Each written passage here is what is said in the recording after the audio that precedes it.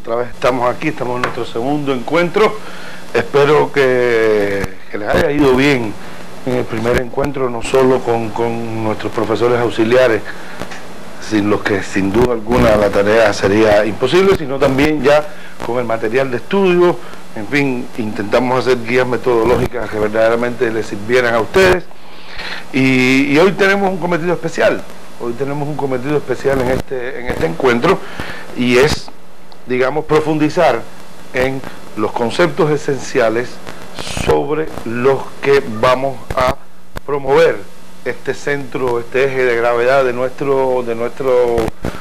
nuestra asignatura, que es justamente, insisto, el análisis dinámico del comportamiento. Retomo, dinámico en el sentido en que la palabra dinámico expresa, en primer lugar, un segmento, un fragmento, uno de los elementos que influyen, que determinan incluso la regulación del comportamiento, ¿verdad? Esto que denominamos la esfera dinámica, en la que están contenidos, o a la que se asocian justamente los incitadores, los impulsores, los motivadores, en sentido genérico ahora de la palabra, justamente de la conducta del comportamiento. Esa es la idea, ¿bien? Del mismo modo que nosotros hablábamos en nuestro encuentro anterior de un concepto estructurante, también aquí, vayamos a nuestro libro digital, también aquí nosotros tienen ustedes un conjunto de conceptos fundamentales, pero hay un concepto estructurante, es decir, el concepto desde el cual, digamos así, podemos construir prácticamente todo el conocimiento o la reflexión de nuestro encuentro de hoy, y este es el concepto de necesidad. ¿Bien? En principio recuerdo hace unos años atrás, varios años atrás, teníamos cursos nocturnos en la Facultad de Psicología, ya éramos facultad, ¿verdad? Y efectivamente las personas que asumieron los estudios en los cursos nocturnos asumían también un reto muy grande. En aquella época recuerdo que los estudiantes tenían que ir de lunes a viernes todas las noches a recibir las clases a la universidad. Eran personas que trabajaban hasta las 6, las 7 de la noche, a las 7 y un poco se incorporaban a las clases en la universidad. Y verdaderamente era difícil. El reto no era muchas veces solo un reto a la dedicación, sino también a cómo manejar las condiciones de trabajo para poder conllevar las dos cosas. De modo tal que, como es lógico, además, no podemos pretender que toda acción que nosotros realizamos sea eficiente un 100%, como es lógico, había personas que lograban el éxito, entiéndase, que culminaban sus estudios, o entiéndase sencillamente que aprobaban las asignaturas, y había personas que pues no lo lograban. Y les hago esta historia porque recuerdo de una estudiante, una excelente persona, en su trabajo era muy buena, pero le gustaba la psicología y quiso hacer un esfuerzo, a pesar de saber que sus condiciones no eran las mejores, en términos de que tenía un horario de trabajo muy extenso, el lugar donde ella trabajaba estaba en pleno proceso de formación y demandaba probablemente mucha dedicación. El asunto es que ella tenía mucha dificultad para asistir a clases, tenía mucha dificultad para estudiar y revisar la asignatura, y esto hizo pues que sus resultados docentes no fueran buenos. No recuerdo exactamente, y de todas formas por un problema de discreción, si lo recordara no se los diera, pero lo que sí les puedo asegurar es que ella hizo el examen de esta asignatura una buena cantidad de veces, pero una buena cantidad de veces. Como el mundo es chiquito, por cierto, recuerdo que una vez llega mi hermano a la casa y me dice: tú tienes una alumna que tiene estas características físicas, así, sí. Y le digo: con esas características que tú me das, sé exactamente quién es. Y es fulana de tal. Y me dice: sí, yo vi que le decían ese nombre. Bueno, pues esa persona, me dice mi hermano, estaba parada delante de mí en una cola para comer alguna cosa ahí en una cafetería, restaurante que existe todavía, por cierto, que se llama, creo que El Jardín, que está en línea y C. Y estaba parada delante de mí, y no sé cómo salió la conversación entre ella y las personas que estaban con ella, y decía: y cuidado, porque el profesor con el que yo tengo el examen es Calviño, que ese sí, que suspende a quien sea. Entonces, bueno, un poco me llegaba la referencia por vía directa, sin ella saber que era mi hermano, de que ella tenía una preocupación con el tema del examen que teníamos. Llega el día del examen, insisto, la categoría necesidad es una categoría básica en el conocimiento de esta área de la psicología, y entre las múltiples preguntas que le hago, una pregunta es categoría de necesidad. ¿Qué entendemos por necesidad? ¿Cuál es la dinámica de las necesidades? ¿Cómo se expresan? En fin, coja esa categoría de necesidad y articúlela en todo el conjunto de conocimientos del análisis dinámico del comportamiento. Estaba dura la tarea, sin duda alguna. La verdad que lo hizo bastante mal. La verdad que su ejecutoria no fue nada buena, de modo tal que la nota merecida, la evaluación merecida era suspenso, ¿no? Me reúno con ella y le digo, oh, mire, verdaderamente la ejecutoria suya ha sido muy baja. Obviamente la defensa siempre es admitida, me dice, pero ¿cómo que ha sido baja? Pero si es que yo me lo sé todo lo que usted me preguntó, de qué es lo que yo me sé. Y entonces le digo yo, correspondientemente, le digo, mira, el problema fundamental, ¿sabe cuál es? Que de necesidades tú no sabes nada. Se echa para atrás y me mira y dice, mire, profesor, usted sabrá mucho de psicología y usted en este campo, yo no me meto con usted, pero no me hable de necesidades, que usted no sabe la cantidad de necesidades que yo tengo en mi vida. Sí, y a mí me dio una risa que si el humor formara parte de la evaluación, ella hubiera aprobado, honestamente, porque fue una cosa tan ingeniosa. Y traigo esta idea, ¿por qué? Porque el concepto de necesidad es un concepto que forma parte de nuestra vida cotidiana, ¿verdad? Pero no en un sentido profesional, pero no obviamente en un sentido técnico, ¿verdad? Pues, oye, tengo necesidad de verte. Y con esto, de algún modo, nosotros hacemos referencia al hecho de que esta persona la tenemos que ver para lograr algo que es importante para nosotros. Por eso decimos, tengo la necesidad de verte, ¿verdad? Muchas veces, ¿verdad?, pues se habla de necesidad sin hacer referencia a cuál es, pero todo el mundo sabe cuál es, ¿no? Pues a veces uno está en un salón, en el aula, pongamos por caso de clase, y un alumno se para, se me acerca y me dice, profe, permiso para salir un momentico que tengo una necesidad. Y ya yo sé cuál es la necesidad sin que me tenga que especificar mucho, ¿verdad? Y esos son los usos corrientes comunes en nuestro idioma de la categoría necesidad. Pero nosotros tenemos que hacer una penetración importante, y es entender ahora la necesidad como elemento sustancial, central en la vida de los seres humanos, ¿verdad? Y ahora, probablemente sí partir de esa experiencia cotidiana de lo que es la necesidad, porque en esta experiencia cotidiana, ¿qué es la necesidad? Necesidad es hacer falta algo. Necesidad de algo es que ese algo nos hace falta. Y nos hace falta por alguna razón. Nos hace falta porque tenemos que lograr algo y sin eso no lo podemos lograr. Queremos hacer algo y sin eso no lo podemos hacer. Y en este sentido, uno, la representación cotidiana del concepto de necesidad se acerca a la representación profesional, científica, psicológica del concepto de necesidad. Esta idea de que necesidad hace referencia a que algo nos hace falta es esencial y forma parte de la representación científica del asunto. Pero la representación científica no se detiene ahí, ¿no? La representación científica, en primer lugar, nos agrega a esto que ese algo que nos hace falta porque garantiza ¿qué cosa? Tres cosas fundamentales en nuestra vida. En primer lugar, garantiza nuestra adaptación. Es decir, garantiza que los procesos vitales se realicen de modo tal que nosotros como seres humanos podamos vivir en nuestras condiciones. Y ojo, desde ya les anticipo, nuestras condiciones no solo son las condiciones físicas de nuestra vida, sino también son las condiciones sociales, sino son también las condiciones culturales y las condiciones históricas. Desde ya aprovecho esto para decir y poner un ejemplo donde esto quede clarificado y que ustedes vayan a estudiar el material con estas clarificaciones o con estos aspectos un poco más claros. Miren esto. Obviamente si yo les digo, existen en el ser humano necesidades alimenticias, ustedes estarían de acuerdo conmigo en que claro que existen necesidades alimenticias. ¿Y qué significa necesidad alimenticia? Que tenemos que ingerir alimentos para que nuestra vida se mantenga.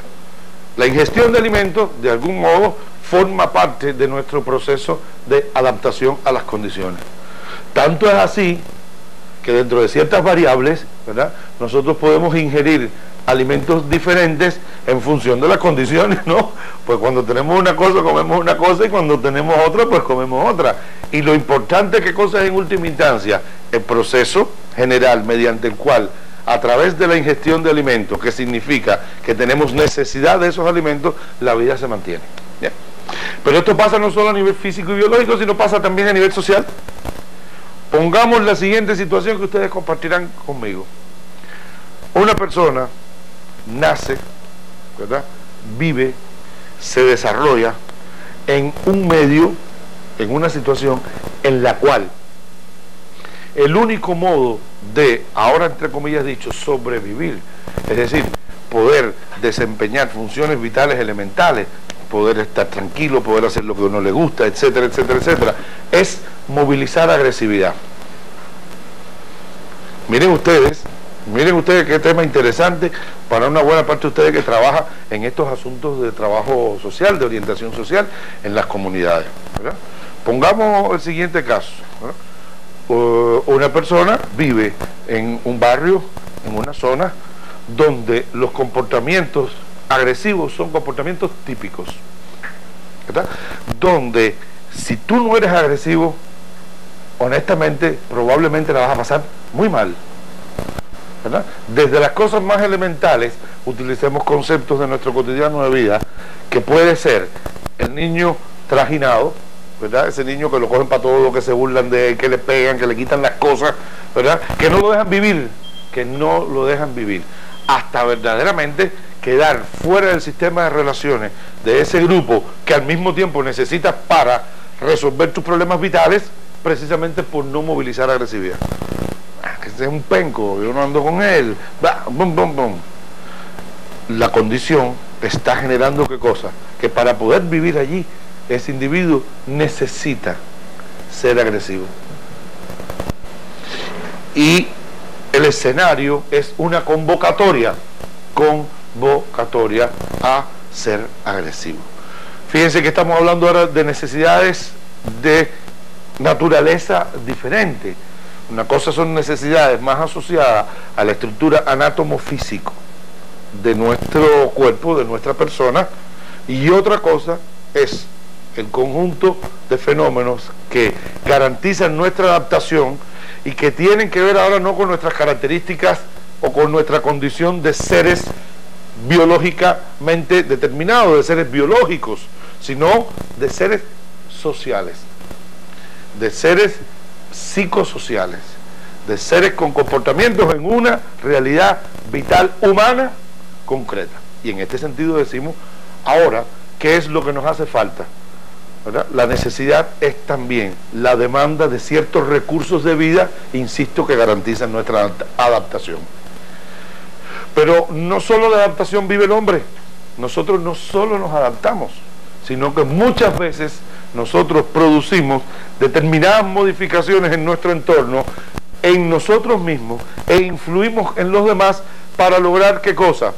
Un cierto equilibrio. Para lograr un cierto equilibrio. Eso pasa también hasta la necesidad, hasta el nivel de las necesidades biológicas, ¿verdad? ¿Qué quiere decir esto? Bueno, pongamos por caso, nosotros necesitamos determinados alimentos y hablamos de necesidades biológicas de alimentación, ¿verdad? Pero podemos tener ciertos alimentos en un momento y podemos no tener ciertos alimentos. Miren ustedes, no sé si les ha pasado, a veces pues se pasan muchas horas trabajando, muchas horas estudiando y tienen hambre, sienten hambre, tienen la necesidad de determinados alimentos, pero en ese momento, por razones de tiempo, por las razones de distribución, por lo que sea, no tienen el alimento a su alcance, pero tienen agua, y toman agua, y toman agua, y toman agua, y toman agua.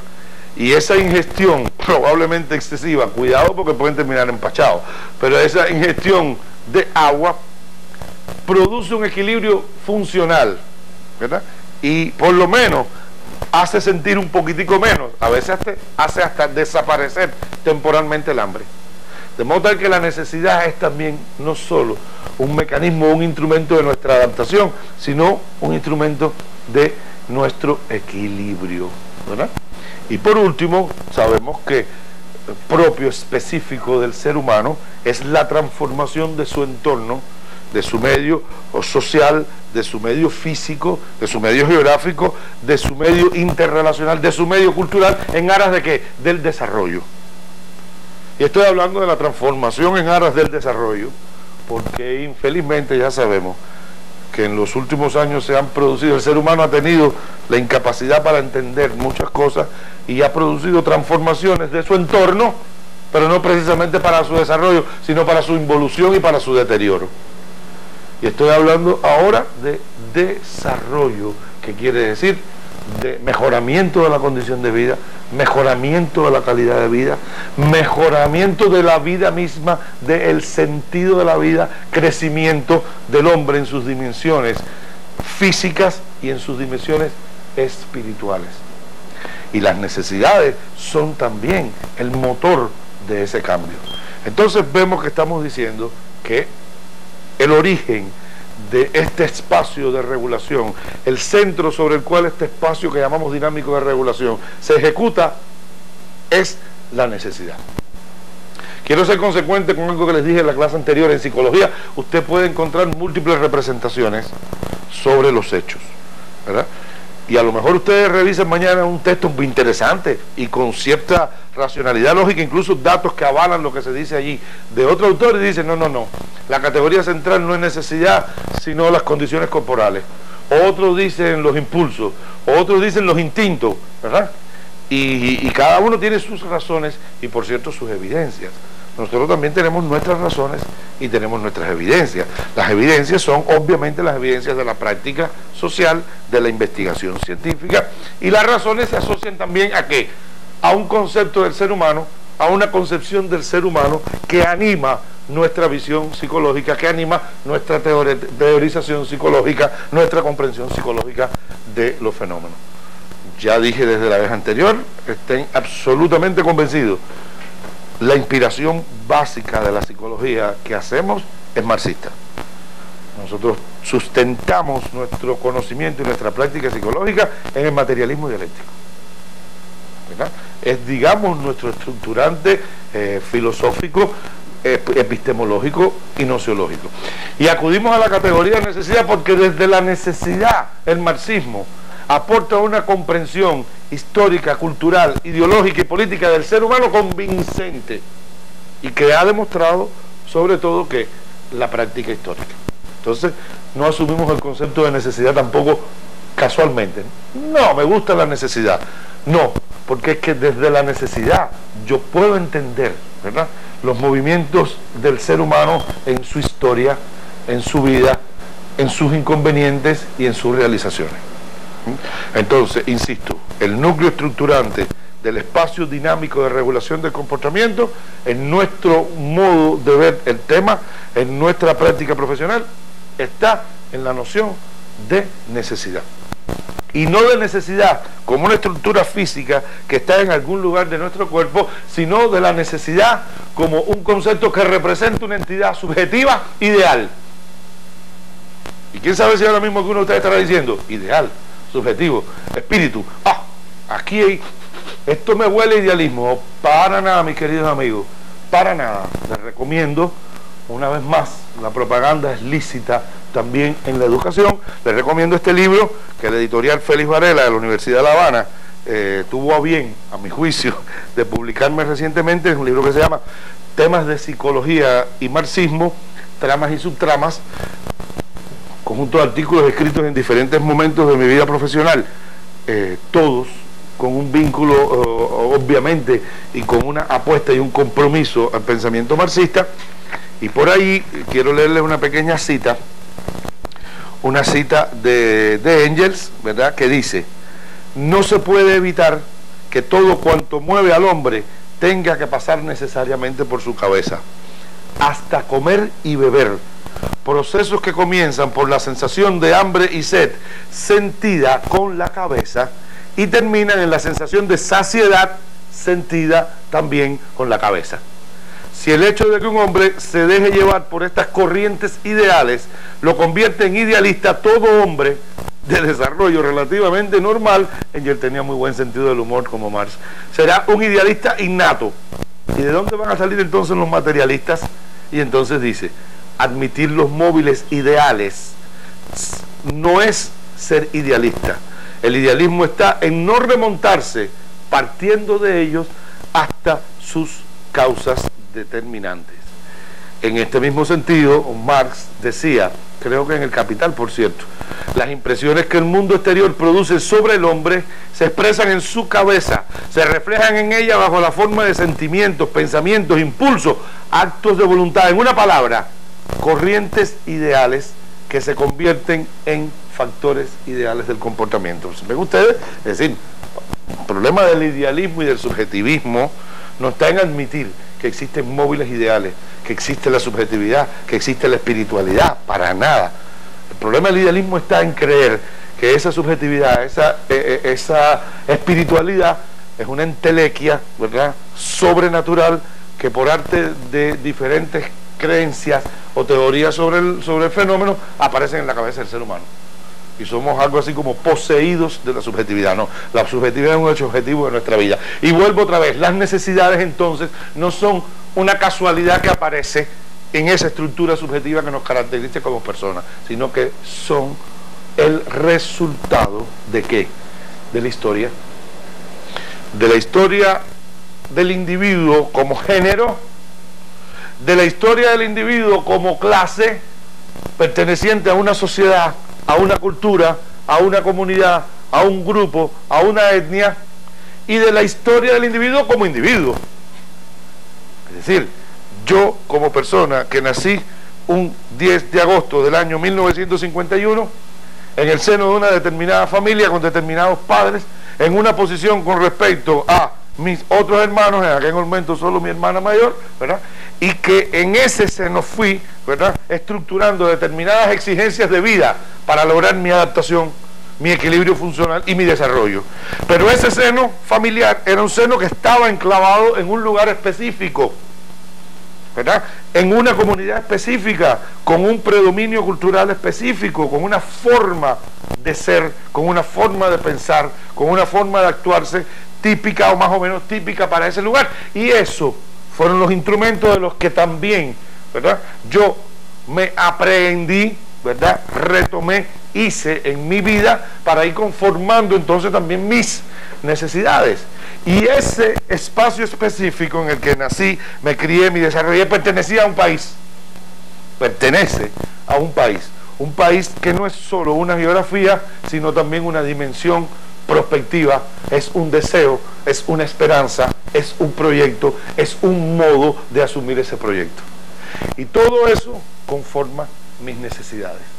Entonces estamos diciendo un fenómeno muy importante. Las necesidades no son entelequias subjetivas, son producciones subjetivas de la vida.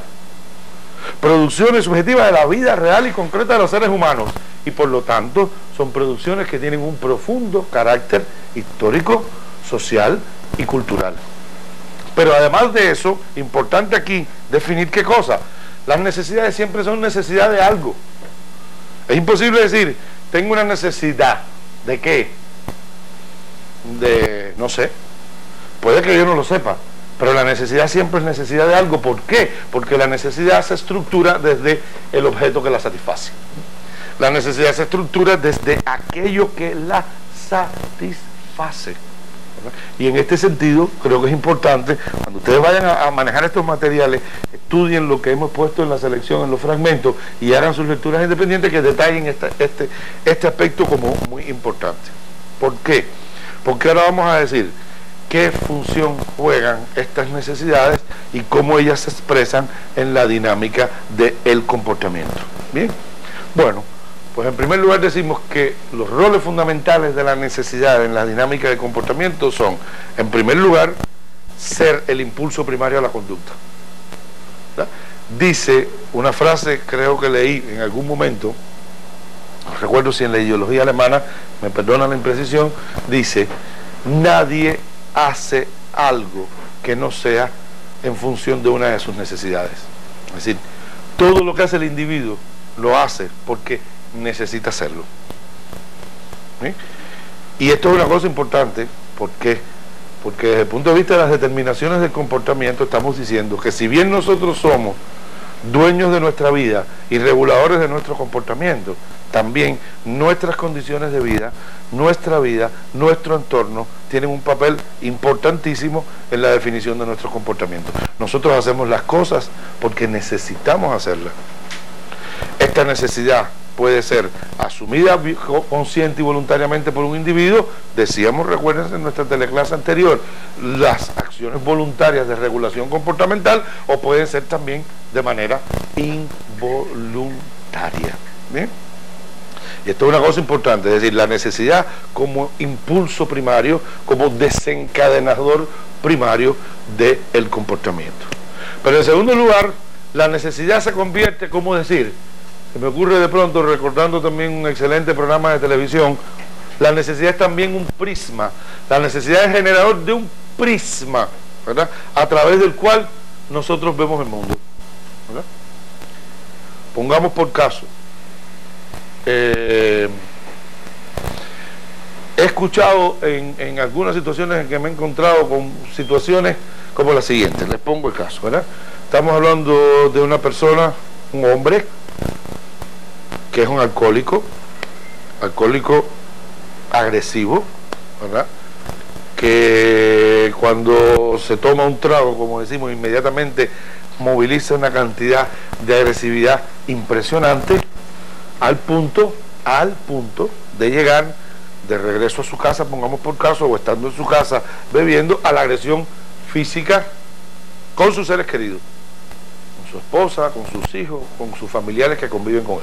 Es un serio problema, y un problema del cual no nos podemos declarar inmunes. Un problema que ocurre en muchos sectores, zonas de nuestra población, de nuestro país. Y es un problema verdaderamente serio, ya no solo por la afectación económica y social que trae consigo el alcoholismo, sino por la afectación emocional del bienestar y la felicidad de la población. Bien, ojo, apoyo total a todo lo que tiene que ver la lucha contra el alcoholismo, por lo que esto significa. Bien, pero miren qué cosa interesante. Estoy pensando en una familia concreta de un alcohólico que paga el precio de la agresividad del alcoholismo, que recibe en más de una ocasión y con los tiempos bastante reconocidos, ¿verdad?, la agresividad física de ese alcohólico. Estamos hablando de una mujer, ¿verdad?, que ha tenido una historia de falta de afecto y cariño muy grande, ¿verdad?, que fue una niña prácticamente abandonada por su padre en el momento de su nacimiento, nunca conoció a su padre, ¿verdad? Estoy hablando de un caso real, por cierto. Su madre fue una mujer de vida, digámoslo protocolarmente, licenciosa, ¿verdad?, múltiples parejas, promiscuidad, punto que no le dedicaba casi nada a esta muchacha, y esta muchacha creció con una necesidad de afecto y cariño impresionante, ¿verdad? Conoció a este hombre que en los primeros momentos de su vida fue una persona buena con ella, tenía su episodio alcohólico pero intrascendente. Intrascendente quiere decir que, ¿verdad?, ese debut de algunos alcohólicos que son hasta cómicos y alegres y jaraneros, y hasta le reímos el chiste sin saber el daño que le podemos estar haciendo, ¿sí? Y se enamoró de este hombre, y este hombre incluso cuando no toma es una persona que logra movilizar afecto y le da cariño, pero ella está tan demandada de cariño y afecto, está tan demandante, es una necesidad tan desorbitantemente excesiva de necesidad de afecto por la falta histórica que tuvo, ¿verdad?, que ella no puede ni reconocer, ¿verdad?, que su marido es agresivo con ella. Entonces dice, él no es malo, el malo es el alcohol. Y todos los días prácticamente recibe una golpiza del marido, y el pobre, ¿verdad? no es que ella sea especialmente tolerante, no es que ella sea especialmente comprensiva, es que sus necesidades, sus demandas le están jugando una mala pasada. Entonces miren hasta qué punto la necesidad es también un mecanismo de convertir nuestra visión del mundo en una versión individualizada. La época en que yo era un muchacho, niño, esto hace ya mucho tiempo, ¿verdad?, las prácticas de debut en las relaciones amorosas de pareja eran bien distintas que ahora, ¿no? Ahora, por lo que yo percibo en mis hijos, ¿verdad?, yo tengo prácticamente hijos en todos los niveles de educación, así que sé perfectamente no solo lo que pasa en las escuelas, en la secundaria, en los pre, sino además cómo se relacionan los jóvenes por vía directa, ¿verdad? Yo veo que mis hijos, bueno, pues invitan a la muchacha a la fiesta o se ven juntos a una fiesta, se ponen a bailar, de pronto la distancia física entre los cuerpos empieza a disminuir, de pronto ya están abrazados, se están dando besos y se van de la mano o se van abrazados para la casa y a sus novios. En mi época era muy difícil. Era muy difícil. Existía un concepto que se llamaba declaración. Había que declararse. Bien. Entonces la declaración no podía ser cualquier cosa, había que desarrollar el arte de la declaración. Y había que tener todo un arsenal de imágenes retóricas, ¿verdad?, para la declaración. Marta, tus ojos son las estrellas de mi noche. Tus ojos son el sol de mi día. Tu pelo es la hondonada de caricia y felicidad que convierte a mis 24 horas en motivo de alegría y felicidad. Marta, te amo y quisiera que tú correspondieras a mi amor y fueras mi novia. No se ríen. No se ríen, que esta se me ocurrió ahora mismo, pero la verdad que hace 40 años atrás con eso ligaba. Entonces, pero era así, y había que declararse. Pero también existían las presiones sociales. Yo tenía un grupo de amigos aquí en Cayo Hueso, ¿verdad?, que se enteran de que hay una muchacha de la escuela primaria, la Pepito Mendoza, donde yo estudié mi quinto y mi sexto grado, ahí en ¿cómo se llama?, Príncipe entre Hospital y Espada. Ahí estaban gente notoria, ahí estaban los Rubalcaba, que son músicos de significación cimera en este país. Y ahí en la Pepito Mendoza estudié. Entonces mis amigos se empiezan a dar cuenta de que hay una muchacha allí.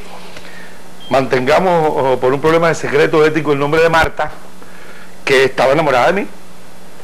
¿Saben? Yo no sé ahora, pero en Cayo Hueso eso era: dale muchacho, coge, vaya, ya tú sabes, está para ti, ¿qué más quieres? Aquello de decir, que era lo que yo sentí honestamente, mira, es que Marta no me gusta, ¿verdad? Pues no, allí las cosas funcionaban, la aritmética era otra. En mi época y en Cayo Hueso la aritmética era el que come bueno y malo come dos veces, el que deja de comer cuando tiene la oportunidad. Entonces, imagínense ustedes las presiones de la gente: dale, declárate. Y yo no quería, no me gustaba Marta. En fin, a lo mejor en mi memoria Marta la pongo hoy más fea de lo que era en realidad, pero es que verdaderamente, vaya, Marta, me perdonan la expresión, estaba de truco. Bueno, tanto fue la presión del grupo que yo fui a declararme a Marta. Ojo, primer paso: ¿por qué voy a declararme a Marta si no quiero? ¿Saben por qué? Porque yo tengo una necesidad de integración social a mi grupo. Yo tengo una necesidad de formar parte de mi grupo, y en este sentido, cuando mi grupo me obliga, entre comillas, a que yo me comporte de un modo, a partir de esa necesidad de estar junto a ellos, de ser uno de ellos, de que esa es mi gente, yo soy su gente, entonces yo me comporto bajo esa influencia de grupo. Primer rol importante ahí de la necesidad. Entonces, pero segundo, también tengo una necesidad que conservo por suerte hasta el día de hoy, que es la necesidad de integración personal y de autoestima, ¿no? Yo soy de los convencidos que quien no se quiere un poco a sí mismo no puede querer a nadie, ni puede querer nada. Claro, a quien se le va la mano. Yo espero que a mí no se me vaya la mano y que no se me haya ido en mi vida la mano. Yo me quiero, pero lo suficiente como para ver mis zonas oscuras y las cosas que puedo mejorar en mí, y las cosas que gustan y no gustan a las personas, y tratar de lograr un equilibrio. Bien, pero obvio que claro que todos tenemos esa cosa que se llama orgullo. hay de aquel que no sienta un poco de orgullo y de respeto por sí mismo. ¿Ve? De modo tal que yo sabía que Marta, por poco se me escapa el nombre, vean la acción involuntaria que hablábamos en nuestra clase anterior, yo sabía que Marta estaba enamorada de mí, yo sabía que Marta no me gustaba, yo sabía que tenía que declararme a Marta y mi proyecto era, bueno, llegaré a Marta, obviamente me va a decir que sí, ¿verdad? Estaré con ella unos días y ya quedé bien y se acabó. O en el peor de los casos, con esa estrategia machista que también a veces nos es inoculada en sangre desde muy temprano y de la cual nos podemos librar, que conte, no estoy diciendo que se justifique ahora que seamos machistas o que sean machistas, no me apunto en esa cola. Porque imagínate, no me queda más remedio, yo me crié en Cayo Hueso, ¿cómo no voy a ser machista? No. Bueno, yo estaba convencido absolutamente de eso. Es más, les digo honestamente, tenía una lejanísima esperanza de que Marta me dijera que no, y hubiera sido mi tranquilidad. ¿Sí? Allá voy a crear la situación adecuada para declararme a Marta. La situación adecuada era salida de la escuela, muy cerca de la escuela había un pasaje. Yo iba a pasar por allí y le iba a decir a Marta, entramos aquí en el pasaje claro, en un lugar privado donde nadie te molestaba, y si te decía que sí, pues le podías dar un beso allí mismo. Un beso quería decir, pero en fin. Y yo creé toda la situación. Lo único que yo no sabía es que Marta se había enterado que mis amigos me estaban presionando y que yo iba a forzar una declaración, pero no comprometida, no sentida. Y Marta también tenía su orgullo y también tenía su autovaloración y su autoestima muy bien puesta. Los feos también tenemos autoestima. El hecho de que nos reconozcamos como feos no quiere decir que tampoco nos guste que nos estén diciendo por ahí constantemente, ay, pero qué feo, pero qué feo, pero qué feo. Yo hace poco comentaba en un programa de televisión, sí, claro, los años, el exceso de comida, el sedentarismo, la práctica me han hecho engordar. Pero oye, que uno va por la calle constantemente, lo primero que te dicen es, ay, pero qué gordo, ay, pero qué gordo. Ni que yo fuera por la calle diciendo a la gente, ay, pero qué feo, ay, pero qué orejón, ay, pero qué nariz más grande. Entonces, pero bueno, en fin, dejemos eso al lado. Marta se ha enterado de esto y yo voy directo a mi declaración. Ella sabe, no la voy a repetir porque me la van a copiar, van después a estarla diciendo por ahí, y esto lleva derecho a autor. El que quiera mi declaración tiene que pagarme derecho a autor. No pueden estar tomando mis palabras para declarársele por ahí a sus amigas. ¿Bien?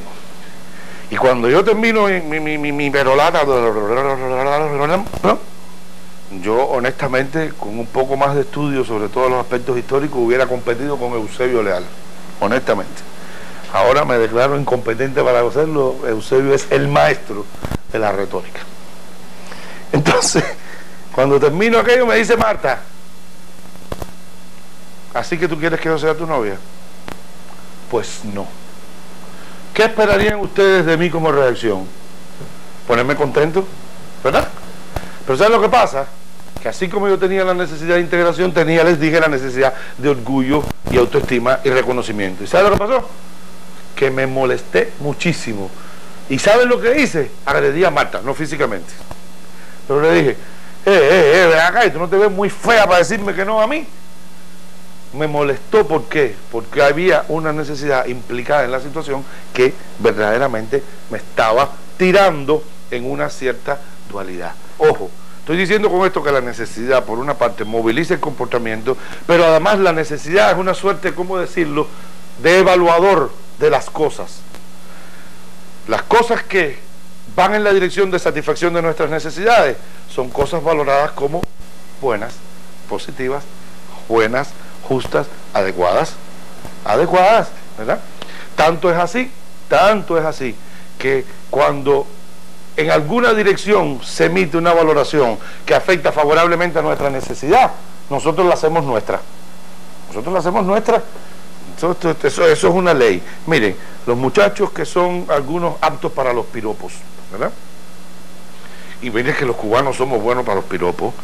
Yo, en pleno periodo especial, en la época más cruda del periodo especial, estaba caminando por la calle, pasaba delante de mí una muchacha y había un muchacho parado y le dijo, niña, estás más dura que la situación. De verdad que el cubano, es una suerte ser cubano, honestamente. Bueno, la necesidad se convierte en ese instrumento de lectura de la situación. Entonces, ¿cuál es el problema? Nosotros tenemos necesidades conformadas históricamente que de algún modo ponen a ver las cosas de ese modo. En segundo, necesidades conformadas en nuestra vida personal que van conformando también nuestras lecturas de las cosas de un modo, y la necesidad se convierte así en un instrumento de impulsión y en un instrumento de reflexión, de análisis, les decía, en un prisma.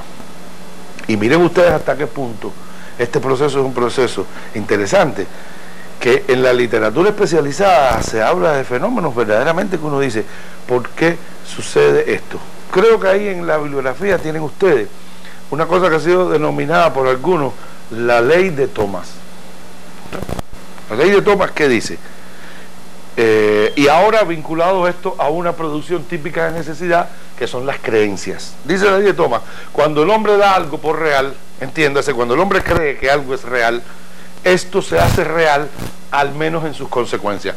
Obviamente, no objetivamente, pero se hace real en sus consecuencias. Y yo les decía, ¿verdad?, que miren ustedes cómo la necesidad se convierte hasta en un selector de información. Los muchachos que hacen piropos, no se crean que se me ha olvidado, yo ando por los vericuetos, pero llego. Los muchachos que hacen piropos tienen seguramente esta experiencia.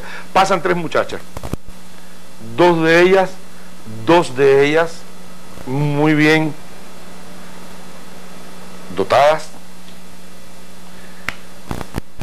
típicas cubanas, ya saben. Una que tiene sus dotaciones fundamentales en su carácter, es buena gente, ya saben cómo es la compensación de las necesidades, ¿verdad? Por suerte, a los feos se nos da el don de ser un poquitico más, ¿verdad?, suave, fresco, nos llevamos bien, somos gente chévere, ¿verdad? Y los bonitos, pues, como no necesitan eso, pues, son más altaneros, qué sé yo. Bueno, el caso es que van estas 3 muchachas, hagan la prueba. Y usted que hace, es un piropero, qué sé yo, pongamos por caso, dice, adiós belleza. ¿Ustedes saben cuál de las 3 va a responder? Ya saben, ¿no? Ustedes lo saben, si es así, la más fea. Es ley. Hagan la prueba. Es ley. ¿No? Vuelvo otra vez, cuando voy por la calle, alguien dice, mira quién va por ahí, el gordo. Yo ni miro para atrás, eso no es conmigo. Ahora cuando alguien dice, mira quién va por ahí, ese muchacho inteligente que habla por la televisión, entonces miro para atrás y digo, gracias, ¿cómo está?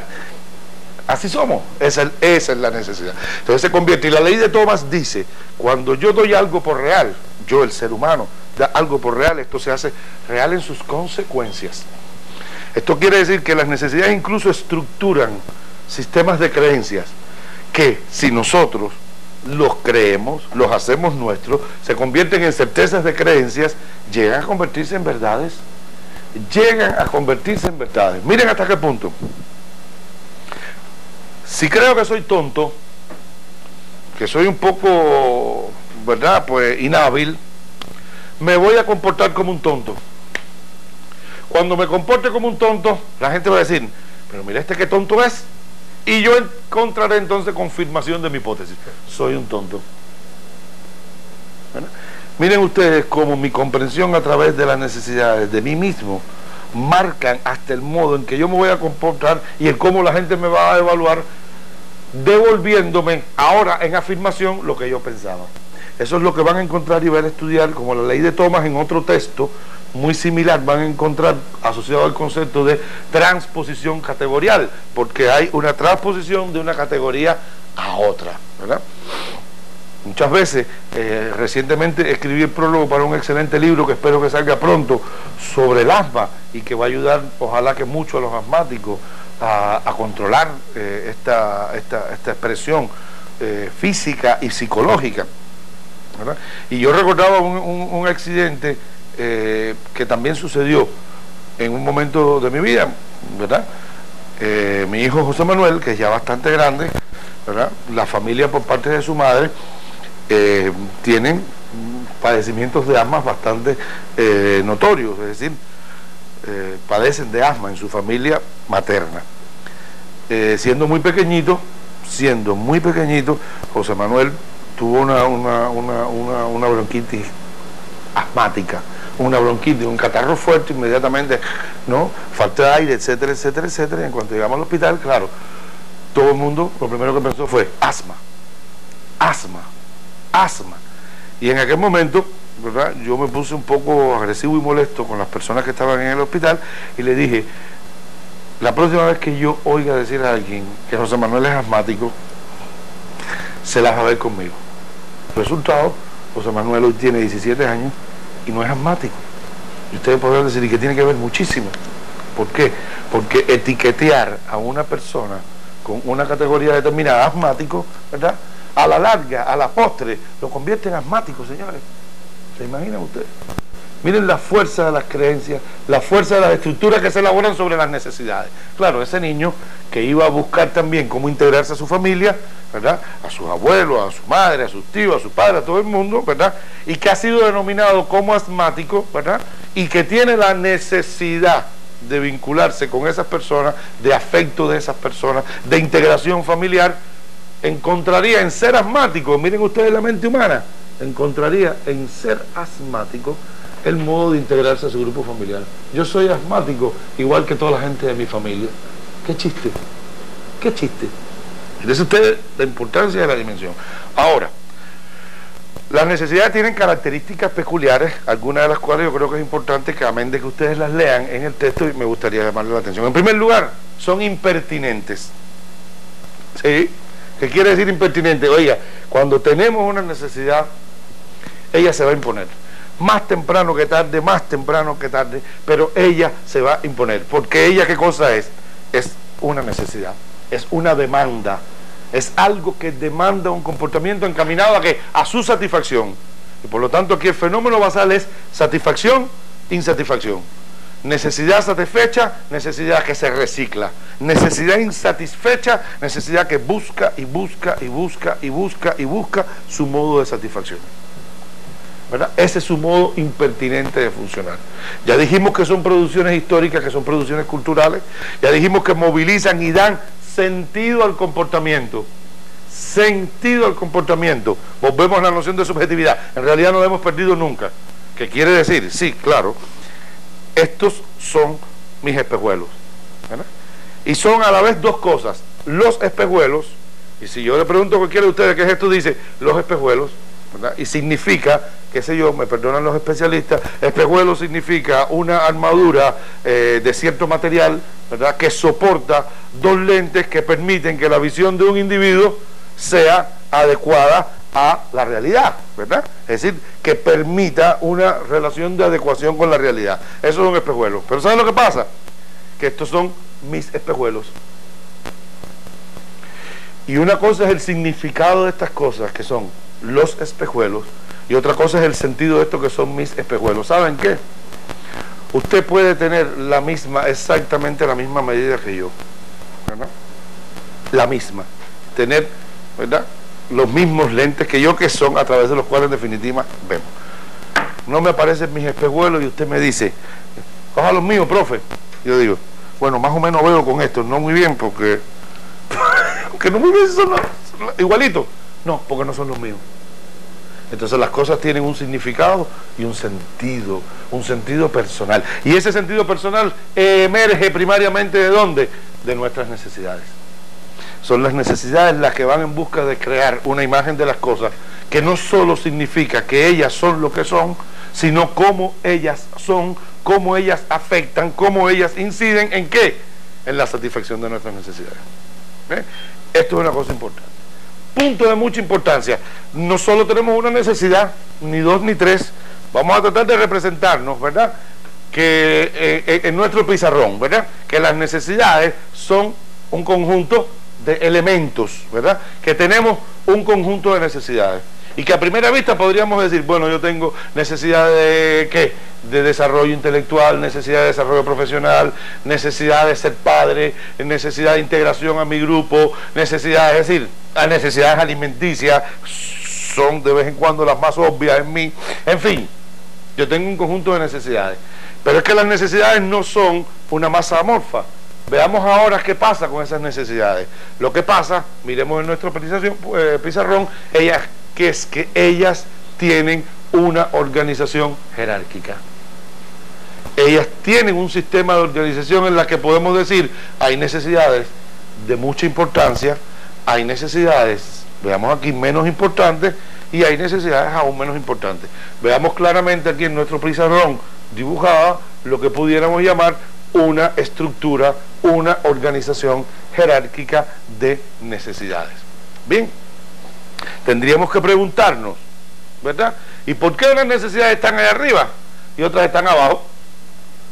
Entiéndase, ¿por qué en este sentido específico unas necesidades son más importantes que otras? ¿Qué hace que unas necesidades sean más importantes que otras? Nosotros tendríamos aquí que distinguir dos cosas. Uno es lo que pudiéramos llamar la estructura estable de nuestras necesidades, y la estructura estable de nuestras necesidades nos caracteriza como personas. Nos caracteriza como personas. Bien, pongamos una situación, ustedes espero que no se molesten con mi estilo anecdotario, es que yo siento que las anécdotas quedan y por lo tanto sus contenidos también se fijan. Una periodista de CHTV estaba una vez parada en la esquina de 23 y M, ¿verdad?, con cámara en mano, saliendo al aire, me ve venir, dice, obviamente, digo yo, dice, ahí viene el profe Garbiño, voy a tener la entrevista. Y así no hago más yo que cruzar la calle 23, yo venía de la Facultad de Psicología, ¿verdad?, evito la calle L porque es muy tumultuosa, ¿verdad?, venía de la facultad, nada más que hago cruzar, le dice al camarógrafo, abre cámara, abre audio, vamos, y va para arriba de mí y me dice, ¿usted trabaja por dinero? Y yo le respondo mirando a cámara, sí. Corta. Digo, pero ¿cómo corta? ¿Qué pasó? Ah, profe, ¿cómo usted me va a decir que usted trabaja por dinero? Pero claro que yo trabajo por dinero, mi amor. Yo trabajo por dinero, yo tengo que sustentar a mi familia, yo tengo que ir a comprar al agro, yo tengo que ir a comprar al mercado, yo tengo que comprar los libros que yo me leo, yo tengo que comprar las plumas. Yo claro que trabajo por dinero. Ojo, lo que pasa es que en mi jerarquía de necesidades, el dinero no está ni entre las necesidades más importantes, ¿verdad?, ni entre las necesidades que conforman mi sentido de lo que es la vida, ni lo que es mi vida, ni lo que es el trabajo, ni mi trabajo, pero trabajo por dinero. ¿Entendido? Es decir, tengo necesidades que de algún modo, digamos así, estimulan mi comportamiento, lo mueven, pero no le dan sentido a mi comportamiento, no le dan sentido a mi vida. ¿Ya? Sí, eso quiere decir, y me comprometo públicamente con esto, porque sé que voy a ser consecuente dentro de lo que mi perspectiva temporal como persona me da, ¿verdad? Yo soy profesor universitario, ¿verdad? Y mi gusto, mi identidad profesional es ser profesor. Yo no hay nada desde el punto de vista profesional que sienta más hondamente, que sienta más gusto en hacer, que me sienta más reconfortado y que entienda mejor el sentido social, ¿verdad?, de mi trabajo que siendo maestro, ¿verdad? Es posible que a lo mejor como psicólogo en otras áreas de trabajo yo pudiera tener unas mejores condiciones salariales. Es más, no quiero hacer ninguna alusión directa al mundo de la cultura musical, pero yo tengo una historia musical más o menos reciente en mi juventud y yo pudiera ser músico, ¿verdad?, con bastante éxito, por cierto, porque los grupos en que yo estuve en mi juventud fueron grupos más o menos exitosos. Muchos años atrás estuve en un grupo de música rock que se llamaba Los Dada, y que fue un grupo famosísimo. Y años después construimos el grupo Moncada, que es un grupo, a mi juicio, de puntería. Y en ambas oportunidades como músico, yo tendría muchas condiciones de obtener rentabilidad salarial, mucho mayor que la de profesor universitario. Pero ¿saben lo que pasa?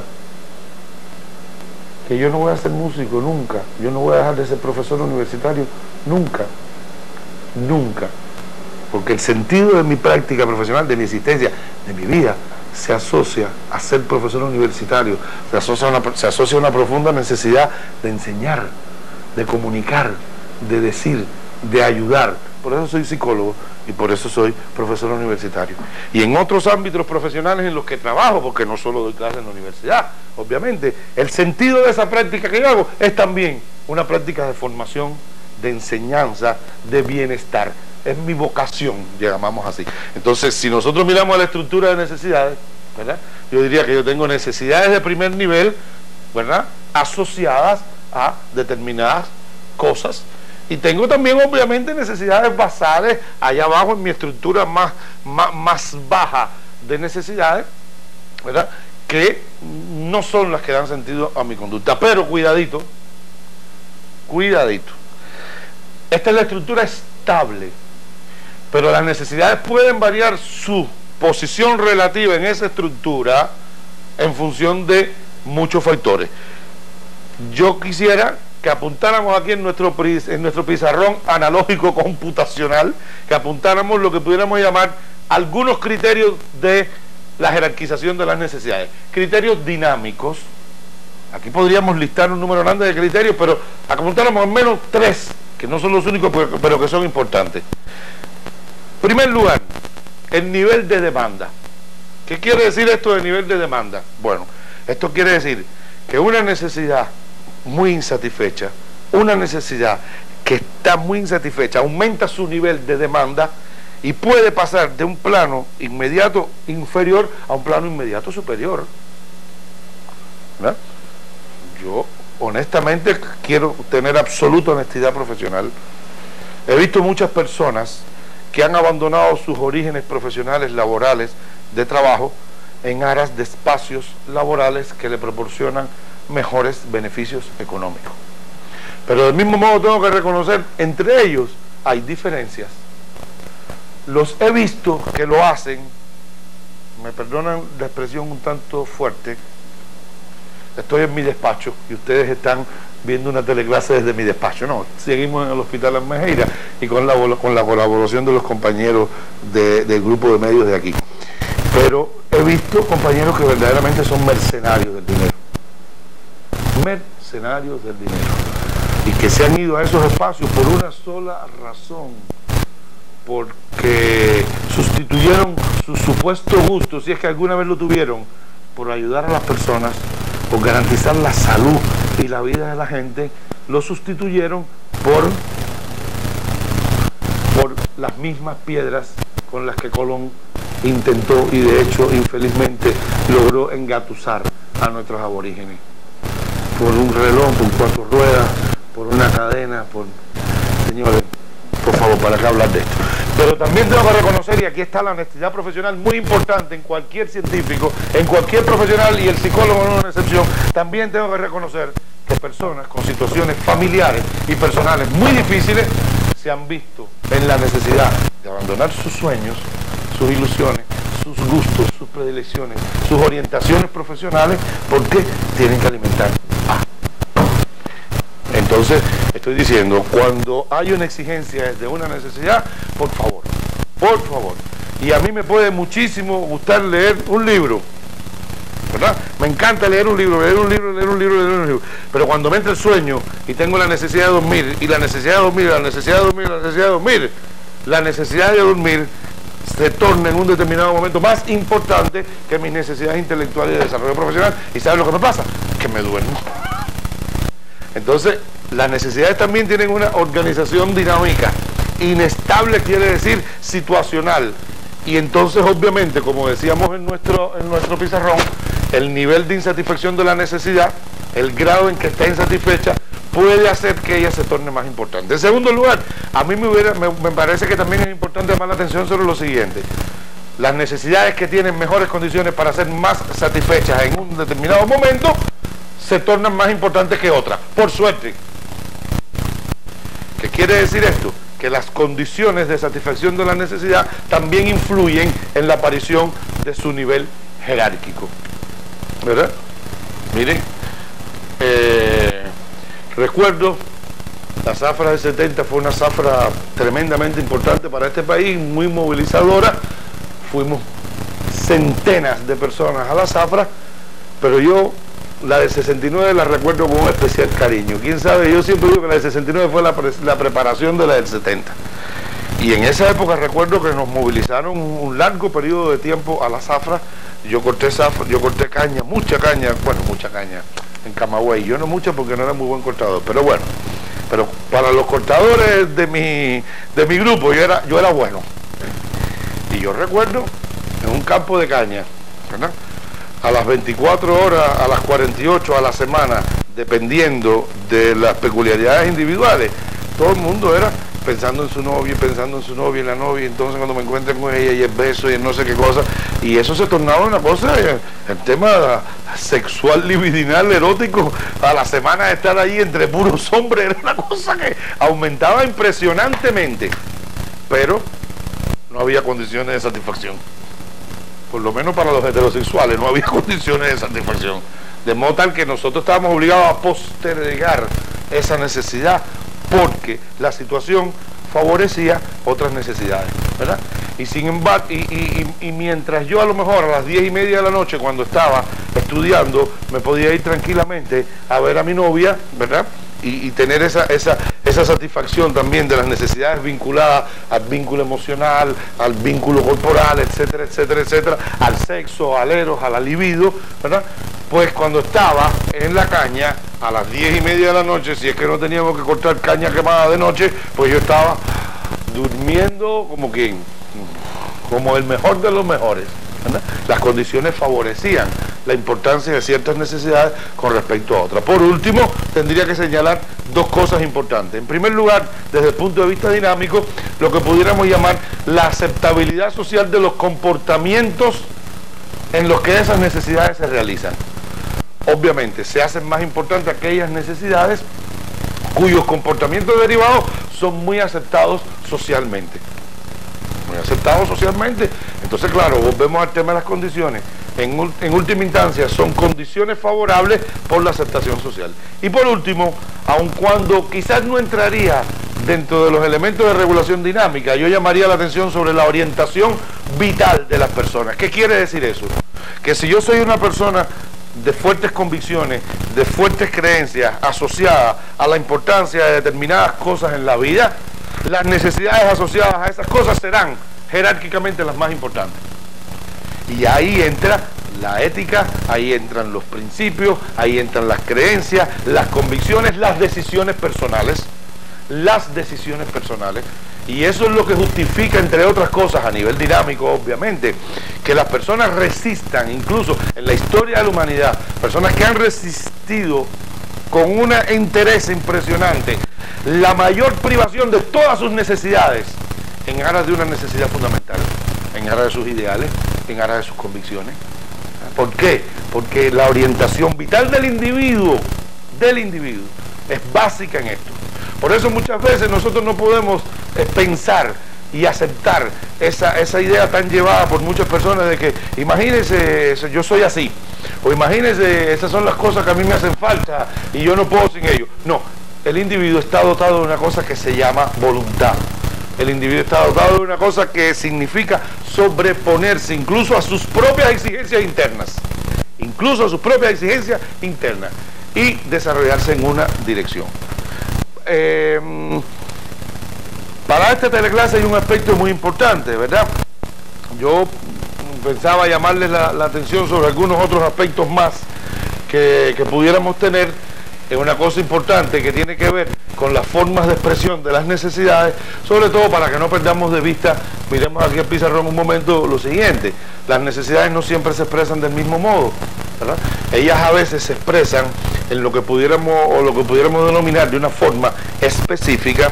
Quiere decir que la necesidad se expresa en el comportamiento adecuado, en el comportamiento que la expresa como necesidad. Si yo tengo una necesidad de desarrollo intelectual, pongamos por caso, ¿verdad?, pues seguramente el estudio sería un comportamiento específico en el cual esa necesidad se satisface directamente, ¿no? Si yo tengo necesidad de integración social y de devolver a la sociedad lo que la sociedad me ha dado, pues seguramente que cursar un estudio universitario, ¿verdad?, es una vía específica a través de la cual la necesidad mía va a realizarse, va a encontrar su satisfacción. Y en ese sentido hablamos de que la necesidad puede expresarse de manera específica o de manera, llamamos también, activa. Pero a veces las necesidades se expresan de otro modo. no me gusta mucho la palabra, pero quizás como imagen puede ser útil. A veces las necesidades se expresan de manera indirecta, de manera pasiva, de manera, esta es la palabra que no me gusta, parasitaria. Es decir, se realiza un comportamiento y aunque ese comportamiento no es específico para la satisfacción de cierta necesidad, esa necesidad parasitariamente se aprovecha de ese comportamiento para lograr al menos un poco de satisfacción, ¿verdad? Miren, yo estoy convencido de que nadie matricula una carrera universitaria para encontrar pareja. Estoy convencido absolutamente de eso. Pero del mismo modo estoy convencido que al matricular una carrera universitaria con un afán de promover una conducta prosocial, de prepararse profesionalmente para hacer una devolución social, ¿verdad? También hay necesidades de vínculo afectivo y necesidades de realización sexual que se pueden ver favorecidas. Entonces yo no digo que uno estudia con X personas para tener un vínculo afectivo emocional o desembocar en lo cual no quiere decir que a lo mejor en un grupo de estudio donde aparece una persona que me resulta agradable y a la quien yo le resulto agradable, pues eso puede desembocar de un comportamiento inespecífico de cara al sexo, que es el estudio, a un comportamiento específico. Y por cierto que el sexo también se estudia y se mejora mucho, una recomendación que le doy para su vida personal. Bueno, importante comprender lo siguiente, que es que las necesidades no son entidades estáticas. Las necesidades son cosas que se desarrollan, ¿verdad? Uno no, en primer lugar, no nacemos con necesidades de ningún tipo, escúchenme esto, desde el punto de vista obviamente de las necesidades que nos interesan como profesionales de la psicología. Necesidades psicológicas no son innatas, ¿ya? En segundo lugar, las necesidades cambian y se modifican a lo largo de nuestra vida, ¿verdad? Obviamente tendríamos que decir que si nuestra vida cambia, si los escenarios y los entornos de nuestra vida cambian, si los objetos en este sentido categorial filosófico de nuestra vida cambian, si cambian los acontecimientos históricos, es obvio que cambian también nuestras necesidades. Es obvio que cambian también nuestras necesidades, ¿verdad? En eso se basan, infelizmente, ¿verdad?, los procesos orientados al consumismo, ¿verdad?, en las sociedades estructuradas sobre la base del desarrollo hasta el absurdo de las necesidades y potenciales necesidades de consumo de una persona. ¿Qué se hace? Bueno, constantemente, ¿verdad?, se favorecen condiciones en las cuales la gente necesite más y más y más y más y más y más, ¿verdad? Esas son cosas que a veces quedan ocultas en nuestra vida diaria. Yo no tengo la más mínima duda, para hacer alguna analogía cibernética, yo no tengo la más mínima duda de que un Pentium 3 me favorece condiciones de trabajo muy superiores a la de un Pentium 2, mucho más que a la de un Pentium y mucho más que a la de una 486, las máquinas que utilizábamos hace unos años atrás. Pero reconozcamos que por detrás de ese proceso de modificación continua y mejoramiento de las tecnologías, paralelamente, para una estructura social de consumo, ¿qué se está potenciando? El aumento del consumo.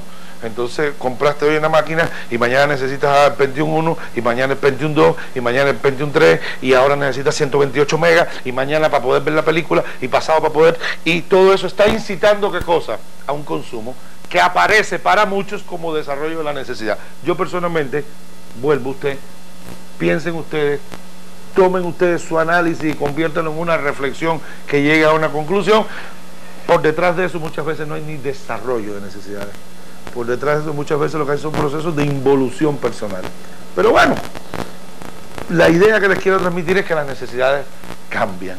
Y yo quería compartir con ustedes por lo menos 3 elementos o 3 formas a través de las cuales las necesidades cambian y se desarrollan. En primer lugar, está lo que denominamos el cambio en la situación social. Está claro que cuando pasamos de una situación social de desarrollo, de una posición nuestra en la sociedad a otra, las necesidades cambian. Las necesidades cambian y uno ve, por ejemplo, cómo a nivel de los primeros años de la enseñanza, en los primeros grados de la enseñanza primaria, pues lo que predomina, ¿verdad?, en los niños, ¿qué cosa es? El juego. Están todo el tiempo pensando en jugar, e incluso si los pedagogos somos buenos y conocemos nuestra profesión, sabemos que la mejor vía de llegar a otras adquisiciones es el juego. Promovemos el juego, promovemos juegos educativos o actividades educativas con carácter lúdico, entiéndase, con un sentido de juego, y le entramos a ese mundo. ¿Por qué? Porque las necesidades primarias de los niños están asociadas ¿a qué? Al juego, a la diversión, al ocio, porque a través de él que logran contacto con otros niños, reconocimiento, mejoramiento de sus destrezas, etcétera, etcétera. ¿Bien? Sin embargo, el niño empieza a crecer, ¿verdad? Y un buen día usted se encuentra con su hijo en una secundaria básica y le dice, aprovechemos que el domingo no tenemos nada y como lo hacíamos hace unos años atrás, vamos a ir a jugar un rato con la pelota al parque. Puro, ¿qué pasa? Tú me ves a mi cara de chama. Y cambió, y cambiaron sus necesidades. Si nosotros queremos mantener una relación comunicacional cercana con el niño, con nuestro hijo, que de niño ya no tiene nada, tendremos que entender ahora cuáles son sus necesidades, ¿verdad? Asimismo pasa con los encuentros con nuevos objetos, ¿verdad? El niño, pongamos por caso, es un hecho muy evidente, muchos pedagogos y psicólogos han llamado la atención. Cuando el niño ingresa en la escuela, no tiene una particular necesidad, no tiene una particular avidez, no tiene una particular demanda de conocimientos. Hay padres, ¿verdad?, un poco más interesados, más diestros o más conocedores, que van introduciendo al niño motivacionalmente en lo que va a suceder con él en la escuela, ¿verdad? Pero de pronto el niño, sobre todo a la altura del primer grado, aparece enfrentado a la lectura. Entonces, claro, a él le han hecho cuentos, y muchos de los cuentos que le han hecho sus padres se los leen. Y él dice, oh, leer. Y el encuentro con la posibilidad de convertir aquellos jeroglíficos en lectura y cuento, ¿verdad?, desemboca en que aparezca en él una necesidad, la necesidad de aprender a leer. Y es ese niño que usted lo ve que al principio, pero de pronto empieza a entrar y se convierte casi en un castigo, porque ahora se pasa el día entero con un papel, un librito en la mano. Mi mamá, un mapa. Yo no dice, la verdad que mejor que no aprenda a leer. Y usted se está dando cuenta de que algo en él está naciendo, una predilección, una necesidad, una demanda. Es ahí. Y por último quería llamar la atención sobre este mecanismo de la conversión del acto en actividad por el significado y la importancia que tiene. En este caso estamos hablando de que de un proceso mediante el cual una necesidad, ¿verdad?, va en busca de su objeto de satisfacción, ¿no? Para ser satisfecha, ella tiene que ir en la búsqueda de su objeto de satisfacción. Y para eso tiene que realizar un conjunto de procesos a los que, en teoría, ustedes lo leerán en su material, le llamamos actividad. Pero resulta ser que, en la medida en que el hombre se ha desarrollado, la distancia entre la necesidad y el objeto de satisfacción es cada vez mayor, ¿verdad? Digo que el origen del hombre está vinculado totalmente a esto, ¿sí?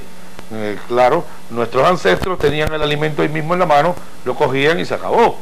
Nosotros hoy tenemos que gestionar el alimento, ¿verdad?, a través de múltiples procesos.